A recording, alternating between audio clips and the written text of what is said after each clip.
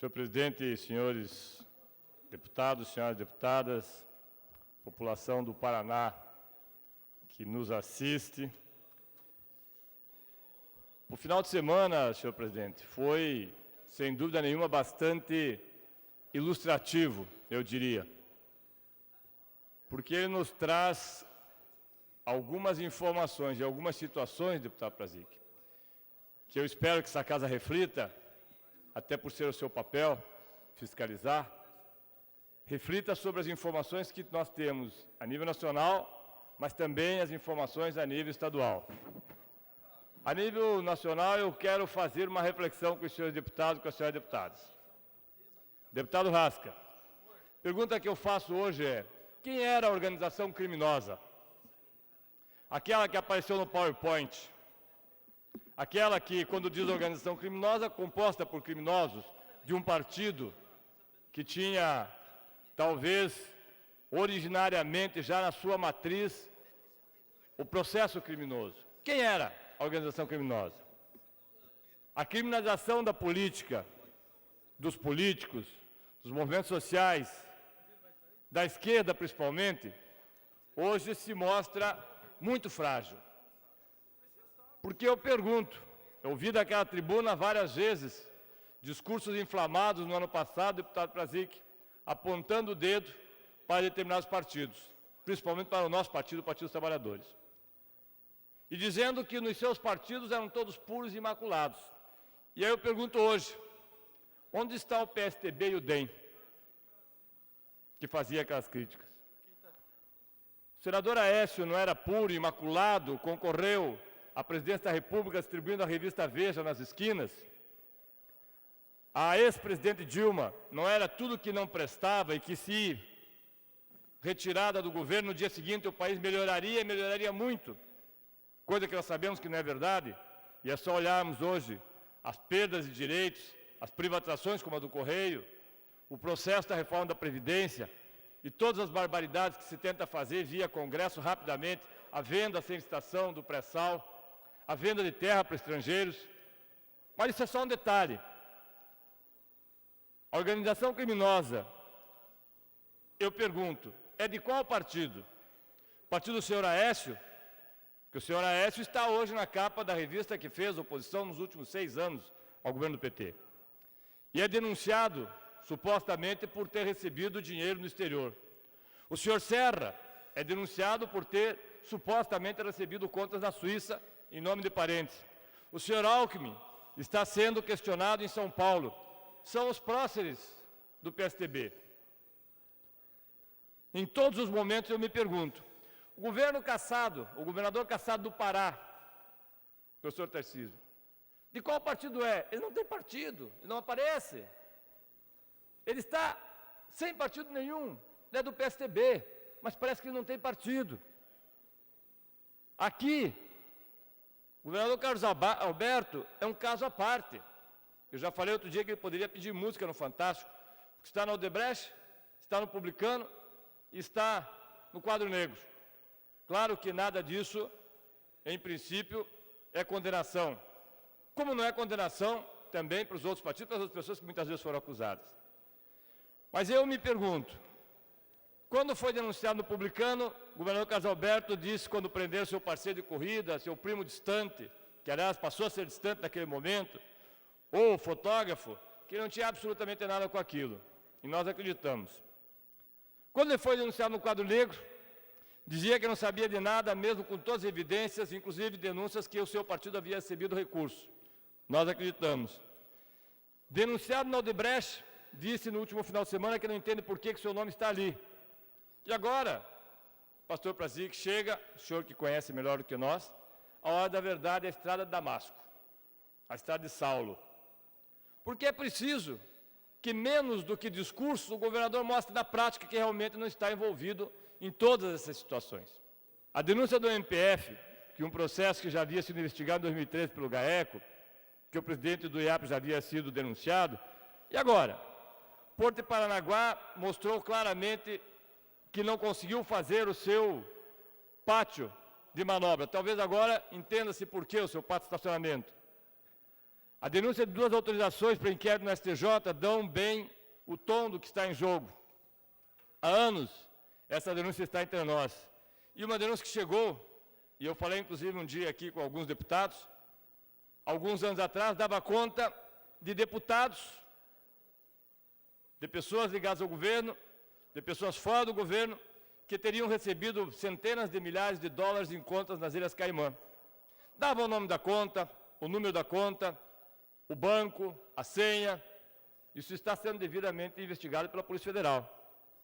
Mas o que me chama a atenção é que, naquele momento, dizia-se que tudo está ligado a um projeto chamado, aqui no Paraná, de centros logísticos, que seguiria o roteiro da ferrovia, que acabou não saindo, Maracaju-Paranaguá. E que esses centros logísticos envolveriam venda de áreas da Codapar para serem transformadas em estacionamento de caminhões, postos de gasolinas, espaço de transbordo de mercadorias.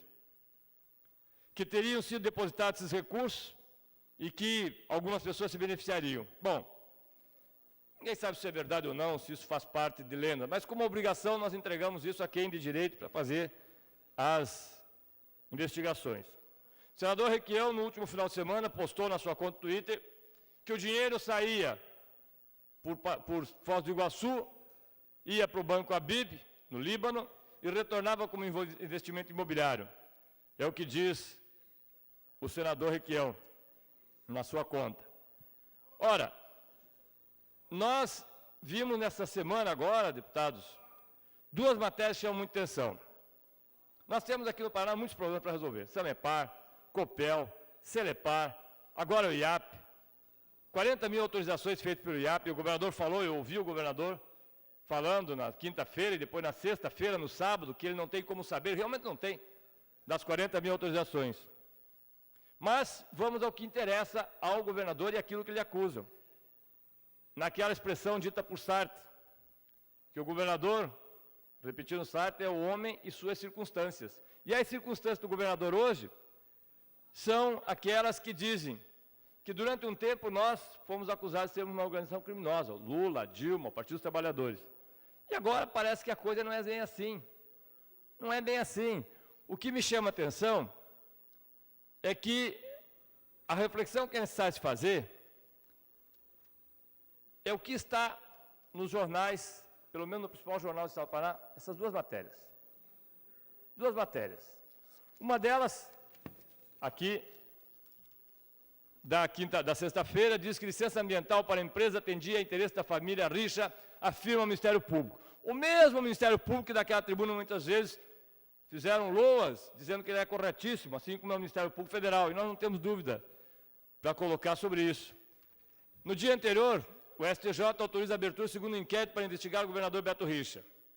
Como o caso está em segredo de justiça, a ministra Nancy Andrighi, do Superior Tribunal de Justiça, autorizou a abertura de mais um inquérito. Isso solicitado pelo vice-procurador-geral da República, José Bonifácio Andrade. Não é pouca coisa.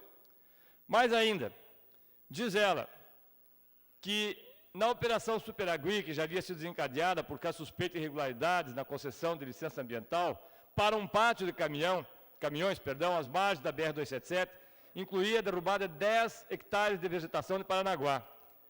E o governador afirmou o seguinte: o governador considera um absurdo a inclusão do seu nome nessa denúncia e cobra uma investigação profunda no caso, que comprovará sua completa inocência. É um direito.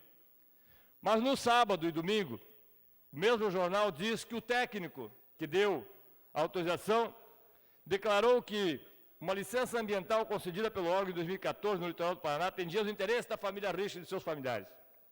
De acordo com o MP, a situação envolve um grupo empresarial que teria relações com a família Richa, a Green Logística, que obteve licença ambiental sob suspeita, em discussão na Justiça, e que tem como sócio a FEC Participações, mesma empresa que teve sociedade com 2 filhos do governador. A Green Gold, responsável pelo loteamento em São José dos Pinhais, teve como integrante Marcelo Richa, depois substituído por André Richa. Na Operação Superagui, realizada pelo Grupo de Atuação ao Combate ao Crime Organizado, em 2015, foram apreendidos R$649 mil na casa de um dos investigados. E aí a situação, senhores deputados, para quem acredita em conta em carochinha, é muito complicada, porque um dos investigados diz, depois de liberar a obra como recompensa, afirmou ter recebido R$100 mil em dinheiro de um emissário da empresa. O fiscal também declarou que foi procurado para conceder 2 outras licenças em loteamentos da região metropolitana, mas recusou porque se tratavam de licenças absurdas. E aí tem uma matéria também no domingo, do senhor Celso Nascimento, que muitas vezes foi usado daquela tribuna como referência, eu acho que ele é referência para lá ou para cá, mas que disse, senhor Celso Nascimento, tudo começa em 2013, quando a Green Logística requereu o IAP, licença ambiental, para implantar um pátio de estacionamento às margens da BR-277. 2013. Em agosto de 2014, com decisões sucessivas que ocorreram em menos de 24 horas, algumas delas, o Instituto concedeu licença para instalação que inclui autorização para a Green Logística desmatar uma área da Mata Atlântica sob preservação ambiental. Atropelaram leis, decretos, portarias, normas, tudo para agilizar o licenciamento, ignorando, inclusive, o IBAMA, o CONAMA e regulamentos municipais.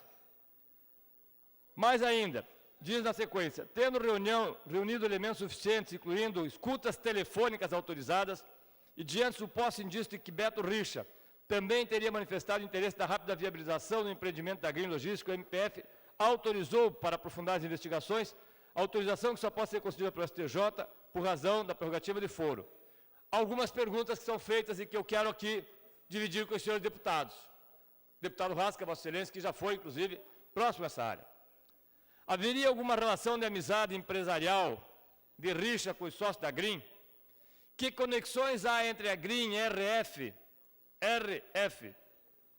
participações com a empresa BFMAR,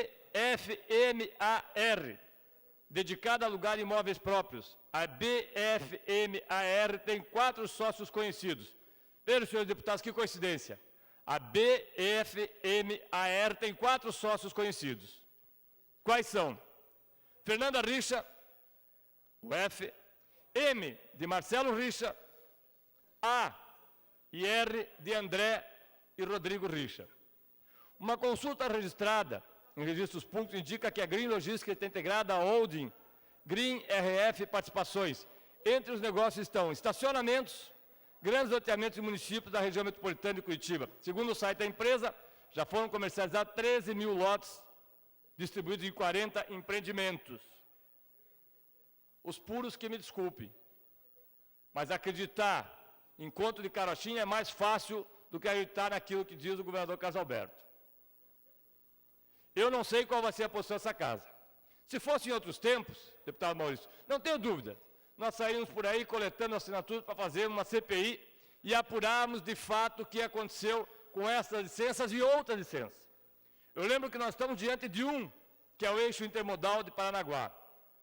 Mas, me pergunto, se há outros no Paraná, se há em Cascavel, se há em Guarapuava, se há em Foz do Iguaçu e se há em Araucária, assim como Ponta Grossa, depois da venda feita da área da Codapar. Obviamente que essa casa não vai fazer nada. Até porque nós temos 17 assinaturas, não conseguimos a 18ª, nem para a CPI do quadro negro. Somos minoria. E minoria fica, obviamente, fazendo o papel de minoria. Mas fazemos aqui, com toda a consideração que temos a bancada do governo e ao seu líder, fazemos aqui o nosso papel. Nós não podemos simplesmente, enquanto deputados, virar as costas para isso que está aqui. Não dá para dizer, como diz o governador, que fica ofendido. Ele não tem que ficar ofendido, ele tem que dizer que essa RF, BM, tal, não é da família dele. Que não tem ali o filho dele, que não tem a mulher dele, que não tem relação com o desmatamento. Nós não queremos lero-lero, governador Carlos Alberto. Vem, mostre a certidão aqui da Junta Comercial, diz que não é sócio, e acabou. Agora, ficar dizendo que está ofendido, incomodado, isso todo mundo está. Muita gente, de todos os partidos. Nós não podemos continuar, como eu disse aqui no início, com um jogo de anjos e demônios, porque nós vimos que nós não temos anjos e demônios. Nós temos os dois em todos os lugares, inclusive com a fotografia do senhor Aécio Neves, numa revista que ele achava que era o seu anjo protetor, e que hoje está colocando como boi de piranha. Ou o senhor Serra, que sempre foi aquele que acusou a tudo e a todos, ou o senhor Serráglio. Não há anjos e demônios. O que há são fatos. E nós queremos que esses fatos sejam apurados. E, obviamente, sejam respondidos como se respondem a pessoas adultas. E não ficar fazendo proselitismo, ou discurso vazio, ou tentando fazer com que a população do Paraná seja tratada como se fosse toda ela, de alguma forma, tola, que não consegue fazer leitura, não consegue entender. É claro que isso aqui será respondido. Responder não resolve, nós queremos provas. A mulher de César não basta ser honesta, é preciso parecer honesto. O senhor Carlos Alberto tem que provar que isso aqui é mentira. Caso contrário, ele obviamente terá grandes problemas para resolver. Obrigado, senhor presidente.